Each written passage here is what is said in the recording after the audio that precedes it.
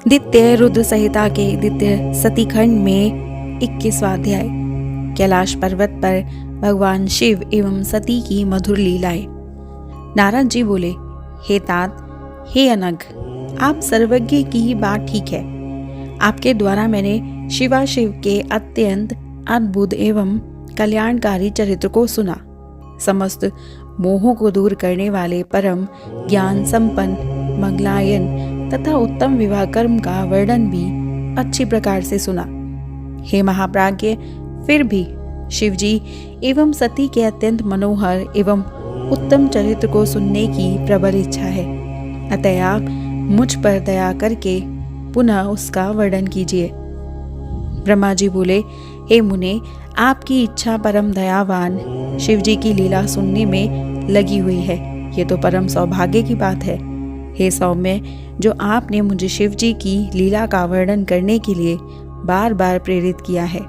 हे नारद, शिवजी ने दक्ष प्रजापति की कन्या एवं जगजननी देवी सती के साथ विवाह कर उन्हें अपने स्थान पर ले जाकर जो कुछ भी किया उसे अब सुने।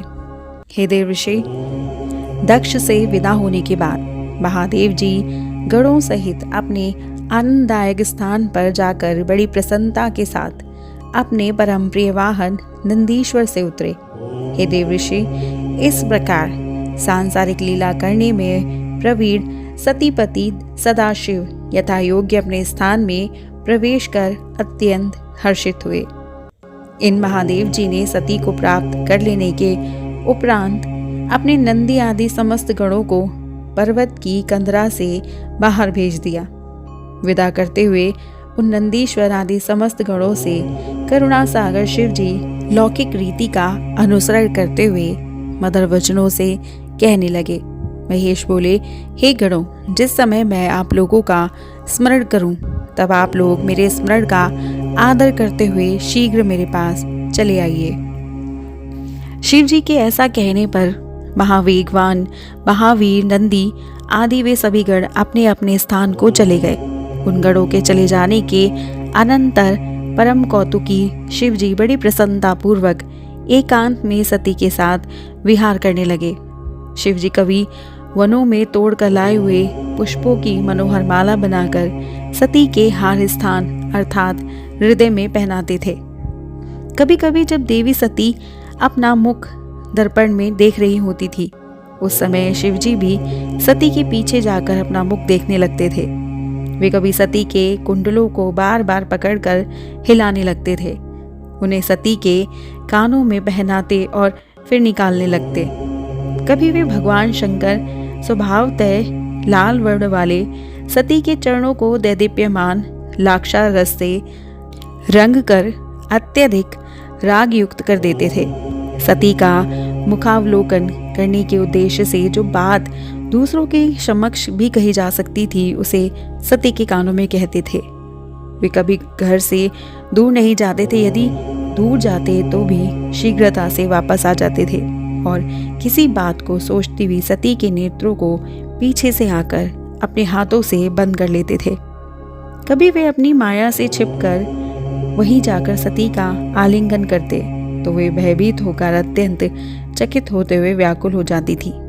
वे कभी स्वर्ण कमल की कली के समान उनके वक्ष स्थल पर कस्तूरी से भ्रमर के आकार की चित्रकारी करते थे और कभी उनका हार उतार लेते थे और फिर उसे वही स्थापित भी कर देते थे।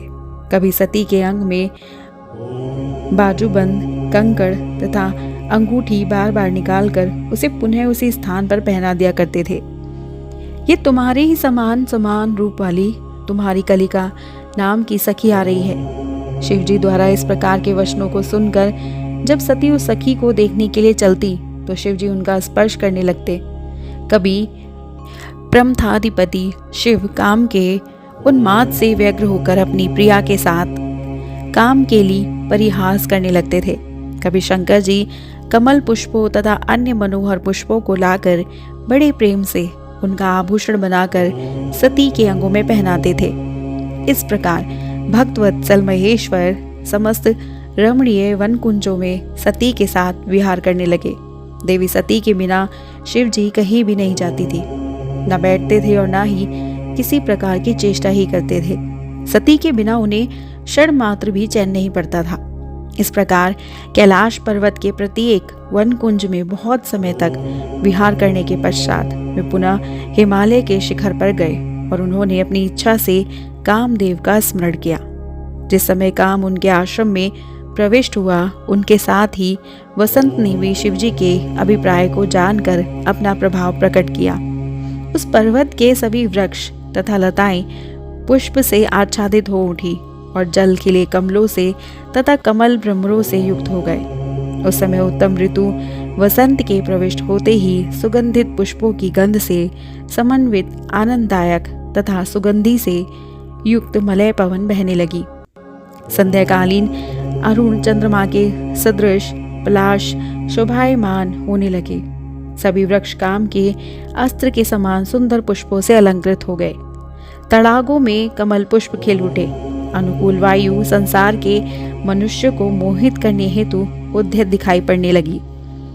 भगवान शंकर के समीप नागकेसर के वृक्ष अपने सुवर्ण के समान पुष्पों से कामदेव की ध्वजा के समान मनोहर प्रतीत होने लगे। लवंग की लता अपनी सुरभित गंध से वायु को सुवासित करके कामजनों को चिंत में मोहित करने लगी। मंडराने वाले तथा आम्र मंजरियों में गुंजार करने वाले भौरों के सुंदर समूह कामदेव के बाणों से तथा काम से व्याप्त मदन के पर्यक जैसे प्रेरित हो रहे थे। ज्ञान रूपी प्रकाश को प्राप्त कर जिस प्रकार मुनियों का मन प्रफुल्लित हो जाता है, उसी प्रकार खिले हुए कमल पुष्पों से युक्त निर्मल जल शोभा पा रहे थे। सूर्य की किरणों के संपर्क के कारण बर्फ पिघलने लगी थी। जल ही जिनका हृदय है, ऐसे कमल जल के बीच स्पष्ट रूप से दृष्टिगोचर हो रहे थे। रात्रि वेला में तुषार रहित रात्रियां चंद्रमा से युक्त होने के कारण प्रियतम के साथ सुशोभित होने वाली स्त्रियों जैसे प्रतीत हो रही थी। ऐसे मनोहारी वसंत काल में महादेव जी सती के साथ पर्वत कुंजों एवं नदियों में बहुत काल तक स्वच्छंदता में रमण करने लगे और हे मुनि, उस समय दक्ष कन्या देवी सती भी महादेव जी के साथ शोभा को प्राप्त हुई। शिवजी को सती के बिना क्षण मात्र भी शांति नहीं मिलती थी। शिवजी की प्रिया सती भी उन्हें रस कर पान कराती हुई प्रतीत हो रही थी। शंकर जी खिले हुए नवीन पुष्पों को अपने हाथों से माला बनाकर सती के अंगों को सुशोभित करते हुए नए नए मंगल कर रहे थे। आलाप, अवलोकन, हास्य और परस्पर संभाषण आदि के द्वारा वे शंभु कभी उन गिरजा को स्वयं सौत के रूप में भी दिखा करते थे। उन सती के चंद्रमुख का अमृत पान करने में सन्नद्ध शरीर वाले शिव अपने शरीर की अनेक अवस्थाएं कभी कभी दिखाने लगते थे। वे शिव जी सती के मुख कमल की सुगंधी, उनकी मनोहारी सुंदरता तथा प्रीतिपूर्ण चेष्टाओं में इस प्रकार बंध गए थे जैसे कोई बंधा हुआ हाथी किसी भी प्रकार की चेष्टा करने में अपने को असमर्थ पाता है। इस प्रकार वे महेश्वर हिमालय पर्वत के कुंजों, शिखरों पर और गुफाओं में सती के साथ प्रतिदिन रमण करने लगे। हे सुरश्रेय, इस प्रकार उनके विहार करते हुए देवताओं के वर्ष के अनुसार 25 वर्ष व्यतीत हो गए।